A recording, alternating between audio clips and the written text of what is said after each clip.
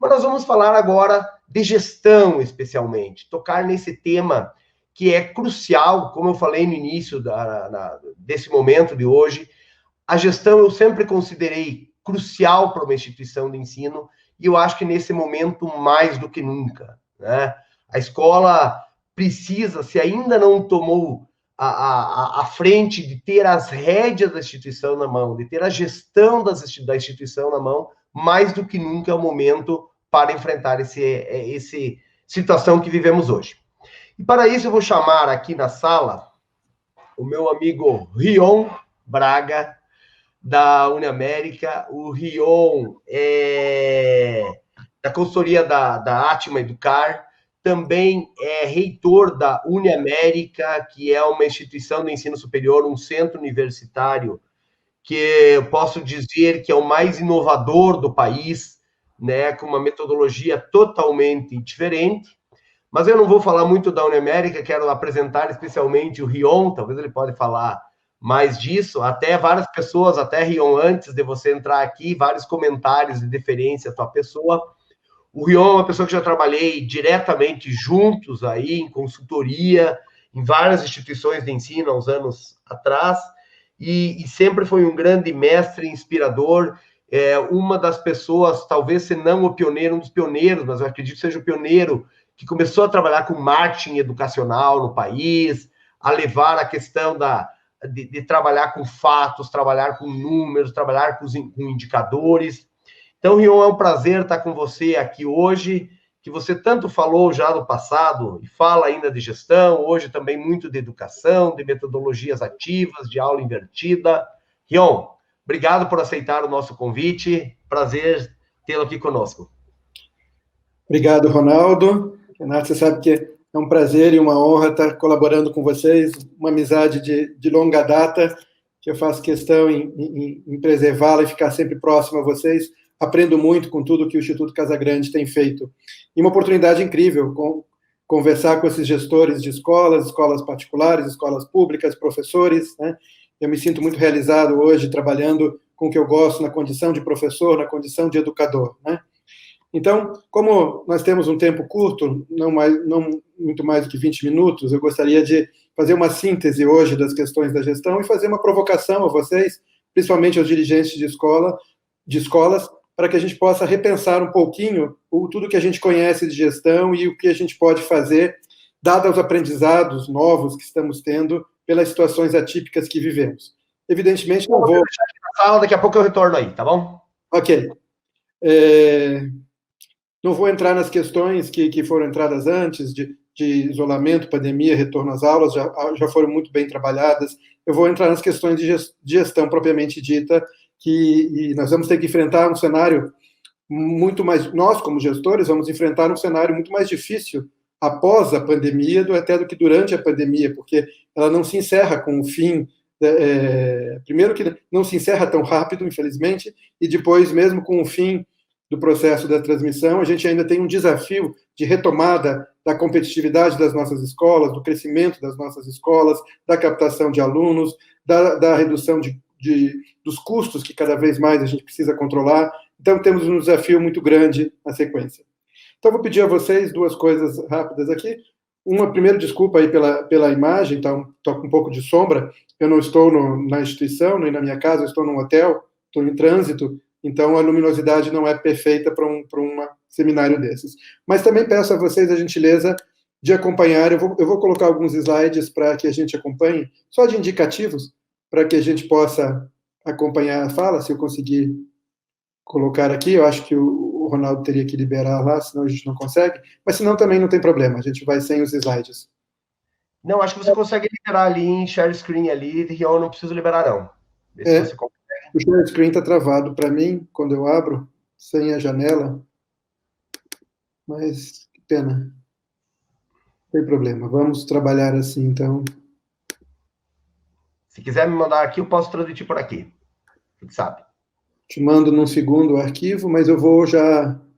Isso, pode me mandar aqui, daí eu faço aqui, ó. Vou falando aí para que a gente não perca tempo dentro do processo, tá? E na sequência, quando eu for Vou te passando aí, mas eu vou falando, na sequência você projeta para não interromper aqui a linha das coisas, tá? Bom, gente, hoje nós vivemos um momento muito interessante, como eu estava dizendo a vocês, de disrupção no processo de possibilidades de inovar, não só no ensino-aprendizagem, né? Hoje está todo mundo falando de inovações interessantes que foram aceleradas pelo processo da pandemia, mas que já vinham em curso na parte educacional, na parte pedagógica, né? Como as metodologias ativas da aprendizagem, as várias metodologias ativas, né? Hoje estudam-se mais de 40 tipos de metodologias ativas diferentes, o próprio processo da educação híbrida, né? E o lugar de todos esses elementos inovadores na questão da aprendizagem. Mas também há inovação no quesito de gestão. A parte de gestão da aprendizagem, ela também traz elementos, traz mudanças importantes nesse período, onde a gente pode passar a ver a gestão de uma forma diferente, exercer a gestão, praticar a gestão de uma forma diferente do que a gente vinha fazendo antes, né? Então, sobre esse aspecto, o que a gente pode considerar da gestão? 2 elementos para a gente começar aqui. Primeiro, inovação na gestão e inovação pedagógica, ela tem 2 características. A primeira é a característica da inovação chamada de inovação incremental, aquela que você melhora o que você já está fazendo, né? Então, você já faz alguma coisa e muda um pouco para melhorar aquilo, e aí essa inovação é chamada de incremental, que é o que está acontecendo hoje na maioria das escolas, na maioria dos currículos. Um coloca sala de aula invertida, outro coloca aprendizagem baseada em projetos, outro coloca atividades de tecnologia, mediadas por tecnologia. Todos esses elementos que vão sendo trabalhados, colocados, agregando valor nas escolas, né, são chamadas de inovações incrementais, tanto do ponto de vista pedagógico quanto do ponto de vista de gestão. Só que eu gostaria de trabalhar um outro tipo de inovação, que é a inovação disruptiva, que é aquela inovação onde você não tem apenas um incremento, uma melhoria do que você está fazendo, você repensa tudo que você está fazendo e passa a fazer aquilo de um outro jeito, né? Então, o que seria talvez um exemplo de inovação disruptiva dentro do nosso ambiente aqui? Vou dar alguns exemplos na gestão educacional, mas só para chamar a atenção de vocês agora. Uma das inovações que nós estamos tentando fazer lá no centro universitário que eu dirijo, em Foz do Iguaçu, na Uniamérica, é uma inovação no currículo. A gente quer fazer um currículo de arquitetura aberta. Vocês já ouviram falar nisso? Mesmo com todas as limitações da regulação, do Ministério da Educação, da legislação, nós queremos fazer no ensino superior um currículo de arquitetura aberta, que é um currículo onde não existe currículo pré-definido. Olha que absurdo. O aluno entra e vai fazendo projetos reais da sua profissão, e ao terminar esses projetos reais da profissão dele, né, ele efetivamente fecha o currículo com aquilo que ele aprendeu. Então é muito, muito interessante um currículo de arquitetura aberta, já existe em alguns países, no Brasil ainda não, mas ele tem muita pertinência em relação ao desenvolvimento, muito mais no ensino superior, claro, do que na educação básica. Vocês vão perguntar assim, isso é impossível fazer na educação básica, a legislação não permite. Também é impossível na superior, a legislação não permite. Só que nós estamos conseguindo fazer. Há maneiras hoje de você inovar, atendendo a legislação e criando um contexto onde o aluno entra na instituição e só vai saber o histórico escolar dele quando ele sai, porque ele não sabe exatamente tudo que vai ter no histórico, porque tudo pode mudar ao longo da trajetória dele na instituição. Então, isso é chamado de currículo de arquitetura aberta. Mas, vamos ver nesses slides, já que o Ronaldo vai nos ajudar a passar, né? Eu queria ali que vocês vissem no primeiro slide a imagem ali contida, só para vocês verem um pouco. Eu fiz um paralelo de 1920 para 2020, né? Porque são 100 anos. Em 1920 foi quando terminou uma grande pandemia, que começou, né, em 1918, né? E estamos hoje em curso, começou uma nova pandemia, e tem alguma coisa interessante. Se você compara a sociedade, né, de um ano para outro, se você quiser, Ronaldo, pode maximizar o slide, minimizar a minha janela, que fica melhor para todos. Pode passar mais um, então, bem rapidamente, para a gente colocar. Esse era o mundo há 100 anos, né? E o próximo slide ainda mostra um pouquinho desse mundo, as salas de aula, os grupos mafiosos, a falta de emprego, e a gente percebe que 100 anos se passaram, a tecnologia evoluiu, a ciência evoluiu, né? Só que a evolução do ser humano, da forma com que eles fazem as coisas, essa não evoluiu na mesma proporção e do mesmo jeito, né? Então, tudo isso, efetivamente, a gente precisa repensar dentro do nosso processo. Por isso, 100 anos depois, uma nova pandemia, mostrando que ainda falta muito para nós aprendermos enquanto seres humanos. Tá? De qualquer forma, vamos lá. Eu falei da inovação incremental e disruptiva, agora vamos entrar no próximo slide já nos elementos. Eu quero trabalhar 6 elementos da gestão educacional com vocês. O primeiro, até discordando de uma fala anterior, que teve aqui, de um dos palestrantes anterior, uma das coisas que eu mais aprendi em 30 anos de gestão, eu trabalhei com 350 instituições de ensino superior em 5 países, e mais ou menos 80 colégios no Brasil, redes de ensino, sistemas de ensino, em 30 anos de assessoria e consultoria. A primeira coisa que eu aprendi é que você não pode dirigir uma instituição de ensino se você não tiver uma visão sistêmica, se você não tiver uma visão de conjunto do que acontece numa instituição de ensino. Eu não admito a possibilidade de um diretor de uma escola que não entende do pedagógico daquela escola, que não entende de ensino-aprendizagem, que não entende de relacionamento professor-aluno, de relacionamento interpessoal. Eu não entendo um diretor de escola que não sabe fazer conta de quanto custa uma sala de aula, de quanto custa uma hora-aula de um professor, como se faz a junção de tudo isso. Eu não entendo um diretor de escola que não tem uma visão de conjunto sobre o mercado, sobre a captação de alunos, sobre as estratégias para a captação de alunos, sobre o perfil do público-alvo. Não que ele deva ser um especialista em finanças, nem em marketing, e nem em nenhum desses elementos isoladamente. Mas se ele não tiver a visão de conjunto de tudo, ele não pode dirigir uma escola. E no ensino superior também acontece isso. Você tem dirigentes de ensino superior que não entendem nada do pedagógico e do acadêmico. O que você vende, se não um serviço educacional? Como é que eu vou dirigir uma coisa que eu não conheço o serviço que ela vende? Eu posso ser um grande financista, mas se eu não entender o mínimo da pedagogia, eu não posso estar à frente de uma instituição educacional. Pelo menos essa é a minha visão da experiência que eu tive nos 30 anos de bastidores desse setor.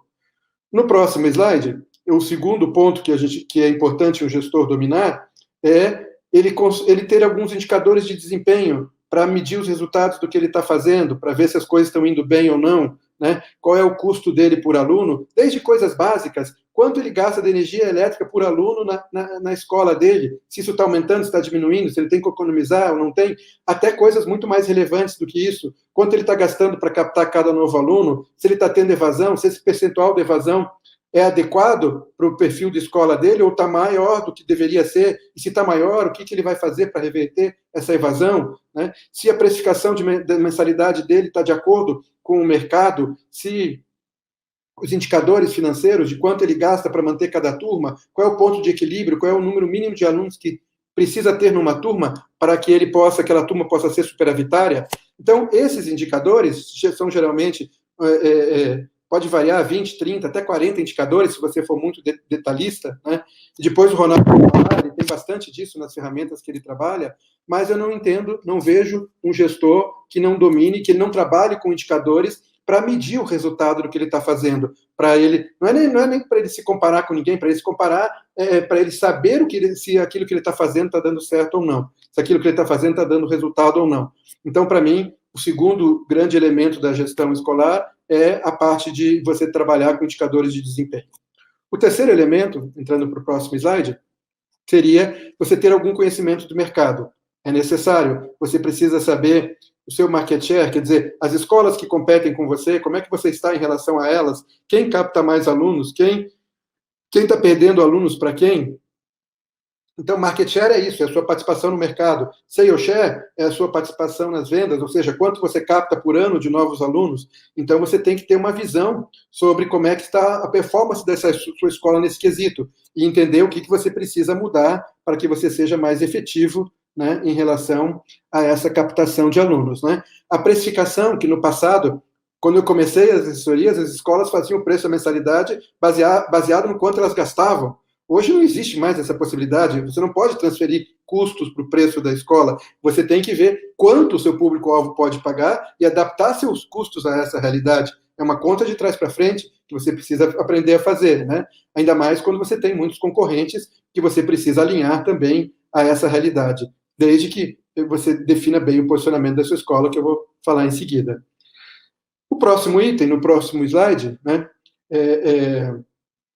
Pode passar mais um ainda, Ronaldo, por favor? E ainda mais um, por favor. Aí a diferenciação que eu quero dizer, eu quero entrar num ponto aqui com vocês, é que o processo competitivo hoje está tão grande, e vai ficar maior agora nesse período pós-pandemia, né, que você precisa ter um elemento diferenciador na sua escola, um diferencial que te dê uma percepção naquela comunidade onde você está inserido, na região de abrangência da sua escola, que a sua escola tem um valor agregado que as outras não têm.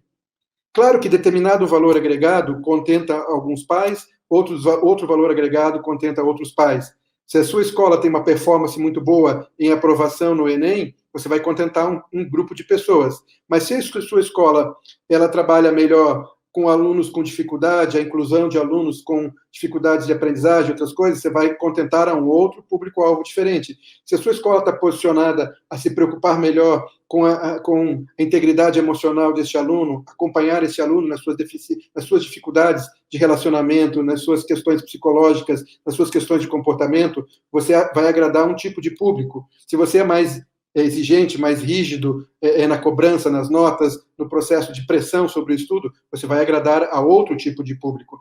De qualquer forma, alguma coisa diferente você vai ter que ter para determinado perfil de público, que as pessoas percebam que a sua escola não é igual a todas as outras.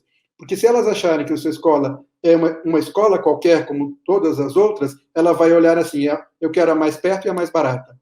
Né? E a última coisa que a gente quer é ser escolhido por ser mais perto ou por ser mais barato, né? Que aí realmente o nosso futuro está comprometido se a gente só tiver o diferencial não, se a gente só tiver a conveniência da proximidade ou do preço como objeto de escolha. Você tem que ter elementos que te diferenciem, né? E esses elementos de diferenciais, eles têm um valor agregado, eles são simples, não são coisas complexas, né? Você precisa ser transparente com aquilo, você não pode ter tudo para todos, você tem que dizer, não, isso aqui é o nosso DNA, isso é aquilo que a gente acredita. Se você acredita também, nossa escola é o melhor lugar para o seu filho. Né? Você tem que ter uma história para contar, como é que aquele diferencial nasceu e por que você acredita naquilo, né? E você se posiciona com aquilo, mostrando que você é diferente dos seus concorrentes, porque você tem alguns valores e alguns elementos de valor agregado que os demais não têm. E aí você vai conseguir realmente fugir deste lugar comum de só localização e preço, que muita gente está envolvida nessa competição de localização e preço, que pode não ser, que pode ser muito prejudicial, principalmente agora, que o mercado fica mais restrito, mais competitivo nesse período pós-pandemia.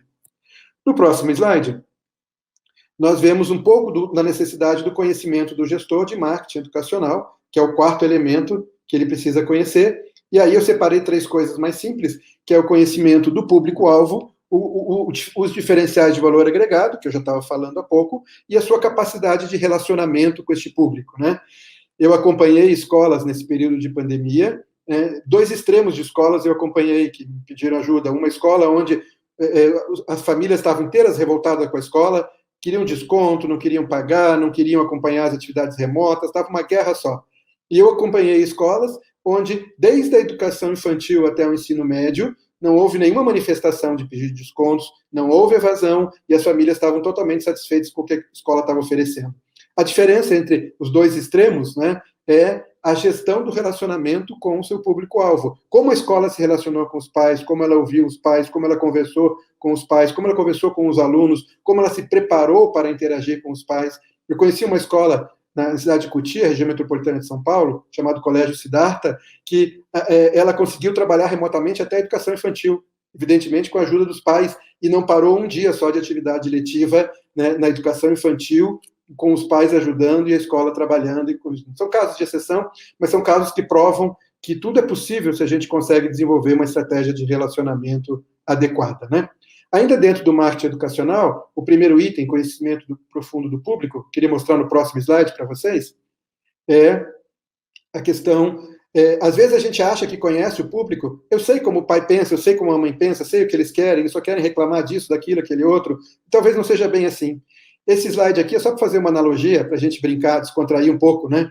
Quando você coloca lá, eu quero vender para um idoso, para uma pessoa da terceira idade, Então, ele está numa fase que ele quer descansar, ele compra na loja mais próxima, embalagem tradicional, não quer inovação, e eu vou fazer uma propaganda no Vale a Pena Ver de Novo, ou Sessão da Tarde da Rede Globo. Essa seria uma imagem que muita gente tinha no passado de como atingir esse público da terceira idade.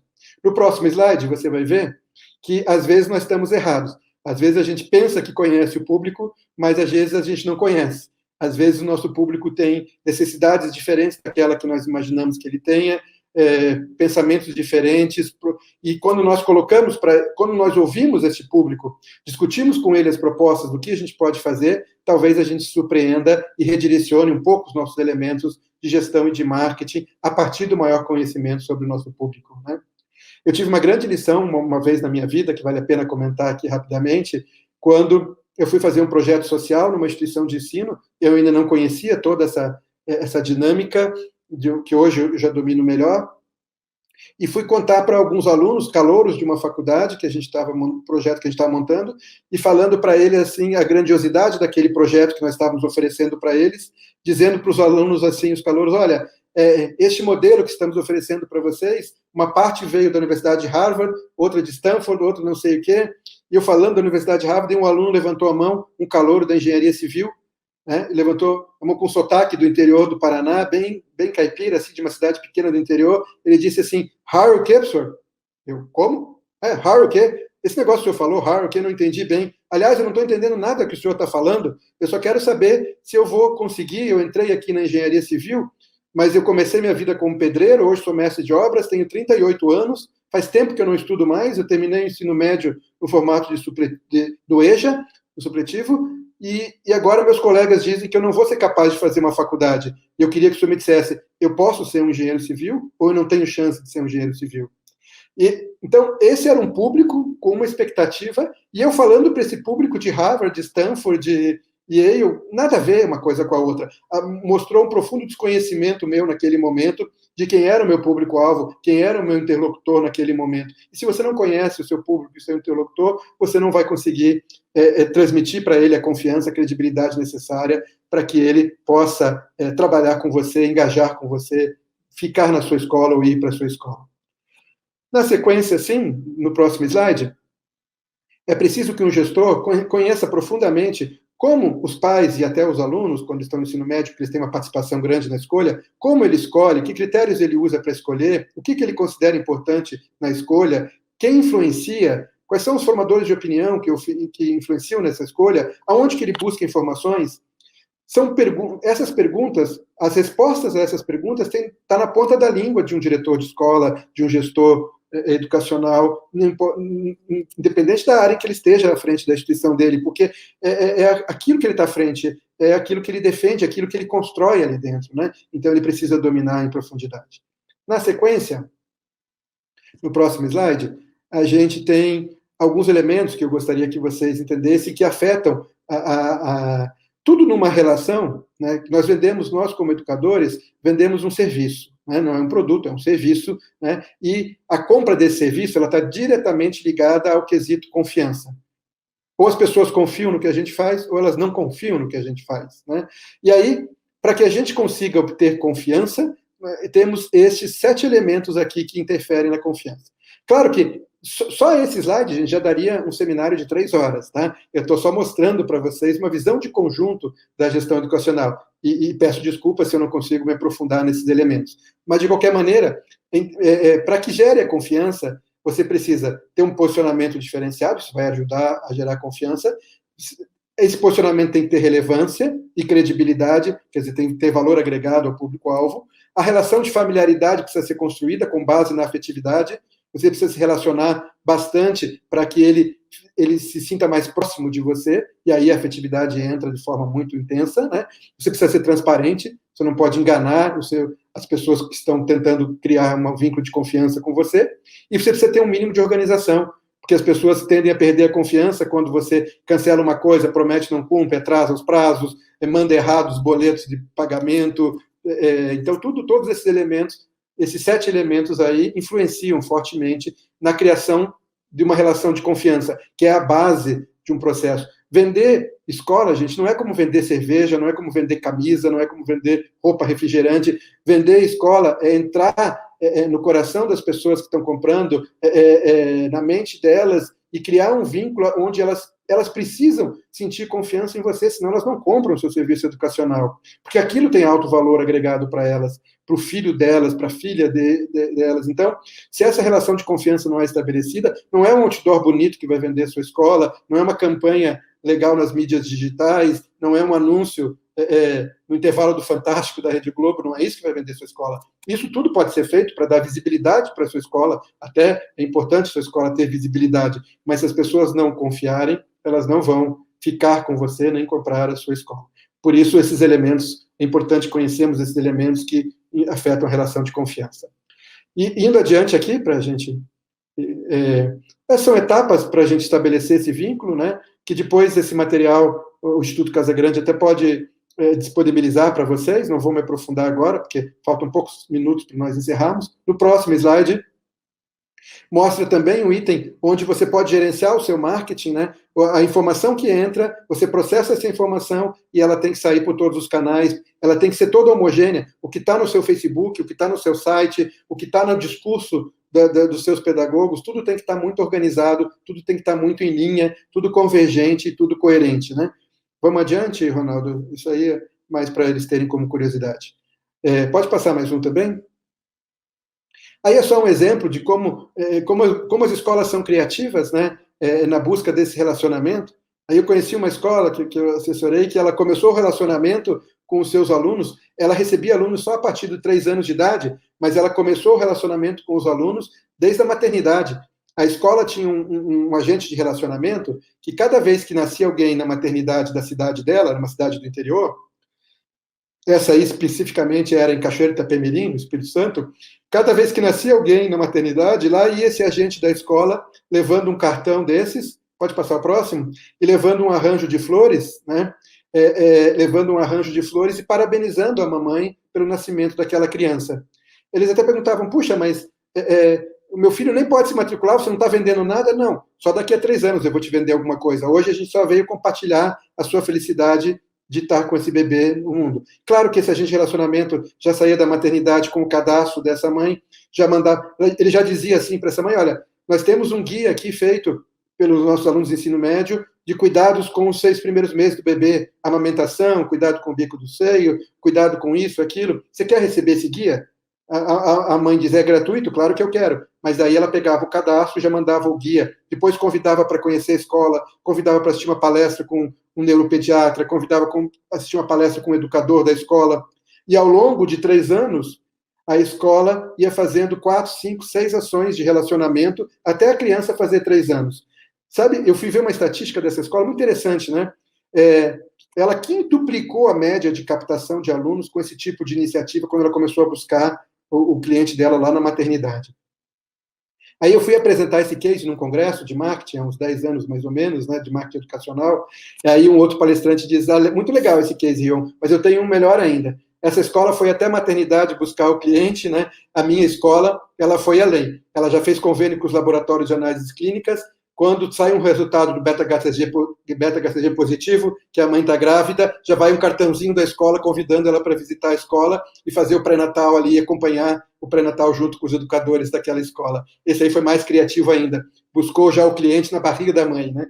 Então é muito legal a criatividade das pessoas e as possibilidades que nós temos de inovar nessa área e de chegar mais próximo. Mas nada disso, gente, faz sentido se você não for transparente, se você não for sincero, se você não tiver algo de valor agregado para oferecer, se você não tiver algo bem posicionado que mexa no coração dessas pessoas e que você ganhe a confiança delas. Para encerrar, então, temos mais um slide só. Mais 2 só. As inovações pedagógicas que impactam no custo, eu gostaria que vocês refletissem sobre isso também. Nós como gestores, vamos viver momentos difíceis no pós-pandemia. Nós vamos ter que gerenciar muito bem nossos custos para que a gente possa continuar competitivos no mercado. E aí cabe muitas inovações. Né? Estavam falando há pouco do percentual de EAD, né, no ensino médio, no ensino fundamental, que todo mundo discute se pode ou não pode. Esse é um tema interessante que nós vamos ter que estudar. Mas tem outro. O ensino híbrido não tem a ver só com EAD. O ensino híbrido tem a ver com o uso de tecnologia dentro da sala de aula, de forma que você possa aproveitar melhor as turmas e o professor, e o tempo do professor e o tempo das turmas. Você consegue usar o ensino híbrido, tem metodologias ativas mediadas por tecnologia, como rotação de estações, por exemplo, que você consegue aumentar o tempo desse aluno na escola sem aumentar o custo de professor com este aluno que está dentro da escola. Então, essas coisas os gestores precisam conhecer, essas coisas os gestores precisam entender, porque eles vão enfrentar uma necessidade de ajuste de custos para fazer frente a esse ciclo pós-pandemia que vem, né? Ele pensar na questão de ciclos e não séries, o ensino médio hoje prevê parcerias com o ensino superior para o itinerário formativo. O ensino médio hoje tem 1.800 horas pela nova lei, ligadas àquelas 4 áreas, e tem 1.200 horas de itinerário formativo, que poderia ser todo ele feito numa temática mais profissionalizante, ligado a instituições de ensino superior, que poderiam bancar isso para as escolas, tirando esse custo da escola do ensino médio, né? Do ensino médio da escola. Então, são muitas inovações que podem ser feitas hoje, que os gestores precisam estar atentos a esse tipo de coisa, né? E, por último, agora sim, é o 6º e último item, né? A gente passar lá, as redes e consórcios, né? Mais do que nunca, essa pandemia nos trouxe a lição de que nós precisamos nos solidarizar, que nós precisamos nos unir, né? Juntos podemos ir mais longe, tá? E a gente pode ter muitas coisas que podemos fazer em comuns, entre escolas, né? Junto com as escolas mesmo, para que a gente possa ter forças e ganhar mais espaço e maior perenidade das nossas escolas. E queria encerrar com um slide final, aqui o próximo, que seria... desculpa, esqueci um. O 7º item, né? Também queria que vocês refletissem, a gestão de pessoas nesse momento é muito forte, né? E eu sou adepto a uma frase muito importante, que não é minha, né? É do Simon Sinek, que ele diz assim, não é o que nem como, mas com quem. Tá? Se você tem um desafio de transformar a sua escola hoje, o mais importante não é o que você vai fazer. Claro, o que você vai fazer é importantíssimo, mas não é o mais importante. Nem como você vai fazer. O mais importante é quem vai estar junto com você para fazer essa virada, quem vai estar junto com você para fazer a reconstrução, a inovação, o redirecionamento, a reestruturação. As pessoas são as que fazem a diferença. Seja qual for o desafio, seja qual for a proporção do desafio, são pessoas que fazem a diferença e não exatamente o quê. Porque, às vezes, pessoas fazendo coisas diferentes, ambas dão certo ou ambas dão errado, porque não é bem o que só que está em jogo, é quem está fazendo, com que intencionalidade, com que valores, com que propósito está em jogo. E agora sim, o último slide, né, que é deixar para vocês esse recado, essa frase do Mark Twain: os 2 dias mais importantes da sua vida são o dia em que você nasceu e o dia que você descobre o porquê. Eu vou além, diria assim, os 2 dias mais importantes da sua escola é o dia em que ela foi fundada e o dia em que você consegue dar um propósito para o qual ela exerce. Propósito que eu sei que a maioria de vocês já tem, mas que vocês conseguem clarear mais e comunicar melhor para que a sua escola existe, qual a diferença que ela faz na vida das pessoas e qual o DNA que ela tem que faz ela diferente de qualquer outra escola. A hora que você identifica e comunica isso, certamente sua escola será bem-sucedida. E eu desejo isso a vocês, que cada uma das escolas de vocês consiga esses objetivos e que veja de forma muito promissora e tenha uma expectativa muito otimista sobre o futuro, apesar das dificuldades que estamos vivendo, certamente sairemos fortalecidos dela. Muito obrigado por vocês terem me acompanhado nesses 25 minutos e obrigado ao Instituto Casagrande pela oportunidade ímpar de poder conversar com tanta gente maravilhosa assim. Só lamento não poder ouvir vocês agora, eu vim acompanhando o que vocês colocavam no chat, mas eu não consigo responder um a um, mas estou à disposição para o que vocês quiserem. Eu vou colocar aqui, eu não consigo colocar. Ronaldo, você coloca no chat o meu contato, pode colocar meu WhatsApp, meu e-mail, o que eles quiserem. Eu estou sempre à vontade de vocês, tá? Me passa o teu contato ali, com qual que você gostaria de divulgar, que eu já escrevo aqui na tela. Tá, coloca aí primeiro meu e-mail, rionbraga@gmail.com. Ok. E o WhatsApp também, por que não? 45 prefixo, tá? 999-24. Ok, pode falar. 1111. Ok, vou deixar aqui na tela. Aqui, ó. Ronaldo, muito obrigado pela oportunidade, tá?